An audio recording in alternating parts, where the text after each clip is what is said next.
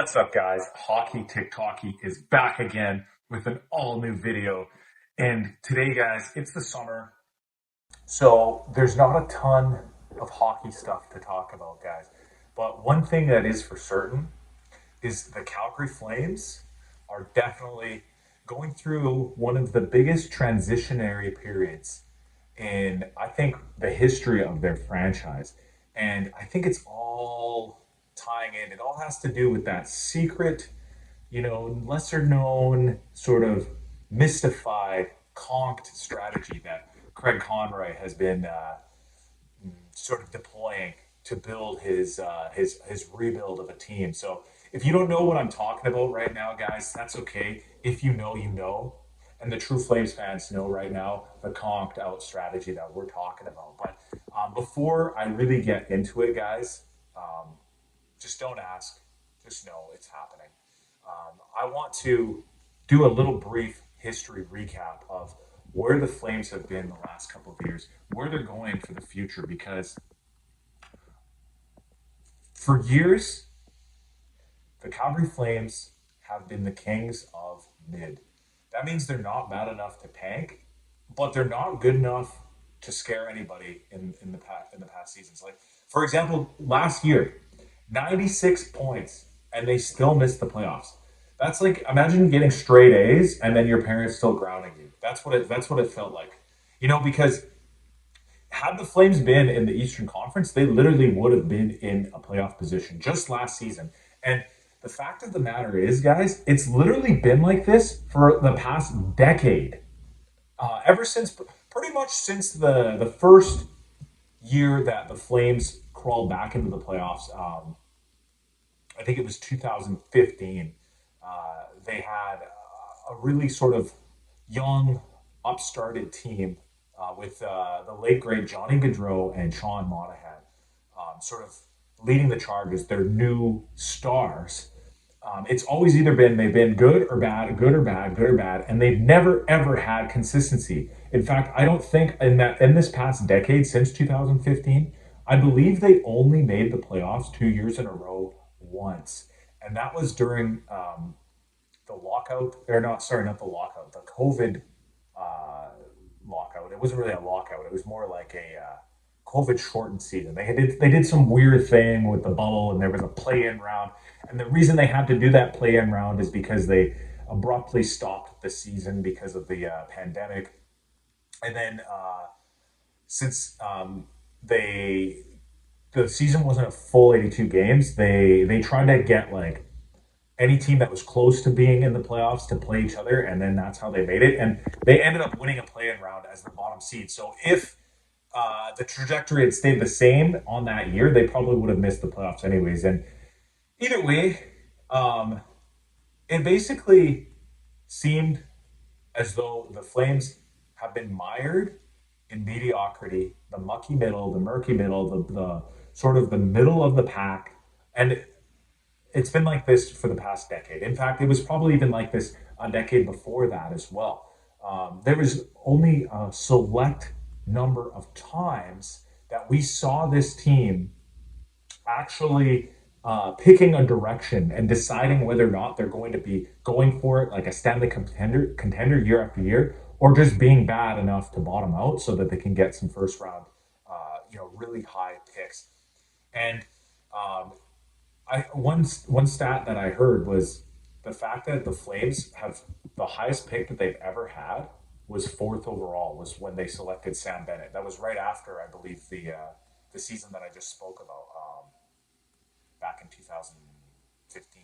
And now look at Sam Bennett. He's a Conn Smythe Trophy winner with the Florida Panthers. So basically, it's not been good, guys. It's really not been good for the past decade of the Calgary Flames. But this year, I sense something's changing, something's different. It's not going to be the same old Flames team. Um, and it's because of the way that this new era of the Calgary Flames has been constructed. The team is getting built from the back out. So a lot of teams, if you look at who's the best in the league, they always start with their goaltender. Who is the goaltender of the Calgary Flames right now?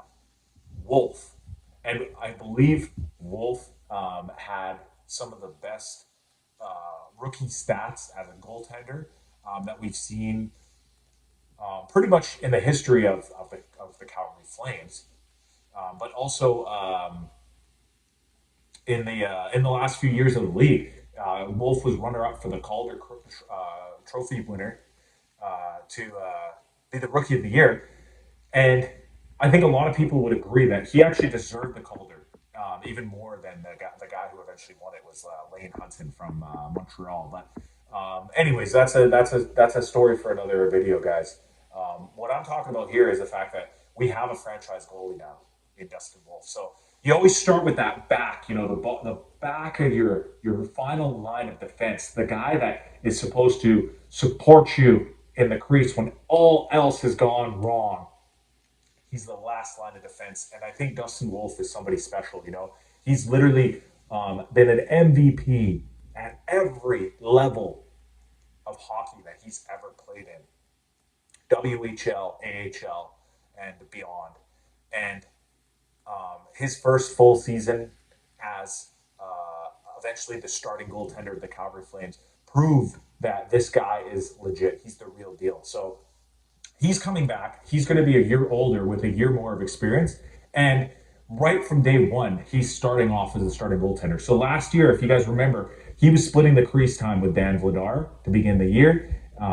In this coming season, Dan Vladar is no longer a member of the Calgary Flames. He's moved on. He's going to be part of the Philadelphia Flyers team. And I think that opens the door even wider for Dustin Wolf to solidify himself as a franchise goalie, number one, guy who takes the reins and really can decide the fate and the future of this team. So Dustin Wolf is in the net. And then who's the next line of defense is your defenseman.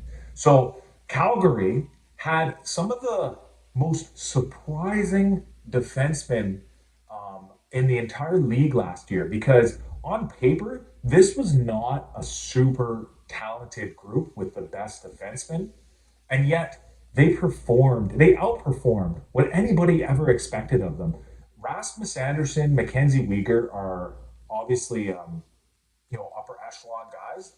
And aside from that, nobody had been proven as anything. But I think that with another year of experience for some of the younger guys like Kevin Ball, Ball took a massive step forward, guys. And I think that he can take an even bigger one now that he's a year older and has a year more of experience on this team where he basically has built himself up an identity as a stay at home defender that's huge and hulking, big body, can block shots, can get into and just basically be a really steady partner back there for somebody who's more talented at moving the puck and getting into the offensive side of play. Just as this huge, big guy to get around in the back end. So we got Kevin Ball. He's a young guy. He just signed a big contract to continue playing for the Flames for the next few years here for the foreseeable future.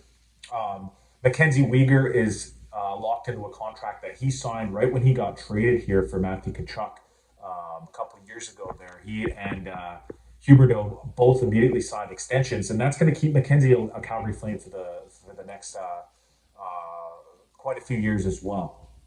And then Rasmus Anderson, I believe that this will be his final year as a Calgary Flame.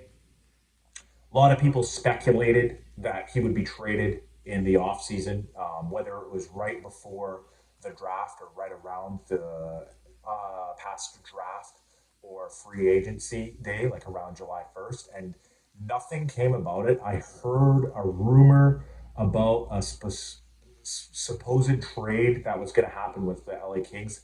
Never happened.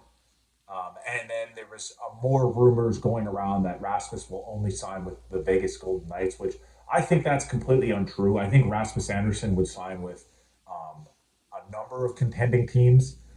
The big name that I hear a lot thrown around a lot about Rasmus Anderson is Dallas. And um, I think that's a big strong possibility. Is it that we could trade Rasmus Anderson to Dallas Stars because Dallas is looking for a right side defenseman like Rasmus to join their ranks because they're basically a Stanley Cup contender right now. They lost out to Edmonton last year, who eventually went on to play for the Stanley Cup, and he could be the missing ingredient to what they're looking for. So if we can move Rasmus Anderson out, he could maybe recoup some assets that would put the Flames one step closer to getting their final conk plan out of first gear. Because what else do the Flames have on defense right now? Only some of the most gifted, talented, and highly rated offensive defensive defensemen in the entire league right now. We're talking about guys like Hunter Bustevich. We're talking about guys like Zane Parekh. We're talking about guys like Muse. These guys are all 100-point getters in their lower leagues.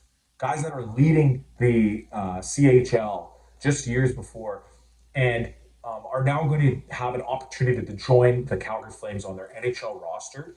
And they're all very, very young NHL defensemen. So basically, that continues the build out of this team. Where if Zane Parekh and Hunter Bustevich can be your power play defenseman, and if they can continue on the success that they had at their lower levels, you're looking at a powerhouse type of team here now, guys. All that they have to figure out is the scoring. It's the scoring that the Calgary Flames have trouble with, and specifically center. So I think it was 2 or 3 years ago that Calgary acquired Nazem Kadri through free agency, and they moved out Sean Monahan to get Kadri because they needed the space to be able to sign him. I think that's how it went. They traded him away for basically nothing. They, in fact, gave Montreal a pick to get that space out.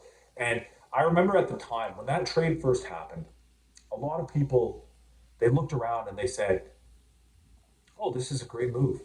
This was such a smart play because Monahan was on the injury reserve at the time. Monahan was injured. Kadri was coming off one of the best seasons he's ever had in his career. And the depth of the center looked so strong at the time because we still had a guy up front, Elias Lindholm, who had also been coming off his best offensive year. We had Michael Backlund, who is one of the best two-way centers in the game, and then we were adding Nazem Kadri. So a lot of people lauded the depth of the team back then, and they were saying, "Oh, the Calgary Flames are going to be so good. They're going to be so strong because of all those centers." And now look at where we're at. We still have Kadri, we've still got Backlund, but we've lost Lindholm to trade. And the fact of the matter is, guys, the scoring is been it has dried up since then. Kadri is still doing what he needs to do, and he was one of the most impactful Calgary Flames last season. But I think in the heart of hearts of all people that watch the Calgary Flames and watch the NHL, they would know that he's more suited to being the best second line center in the NHL.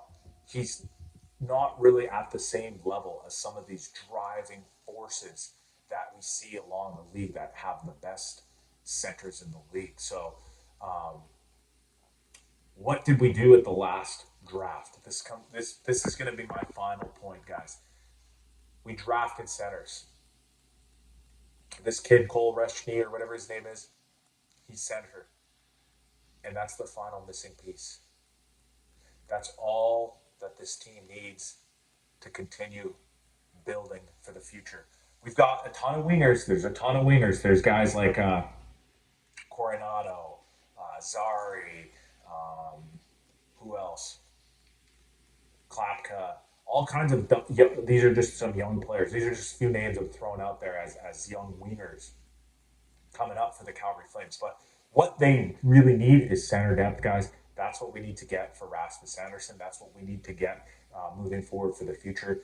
But with the backbone, the spine of the team, Dustin Wolf, those defensemen I talked about coming up, guys, I think this could be one of the biggest steps forward for this team that we've seen in over a decade. So, anyways, that's just my sort of mid-summer off-season ramble about the Calgary Flames. I hope you guys enjoyed the video. Don't forget to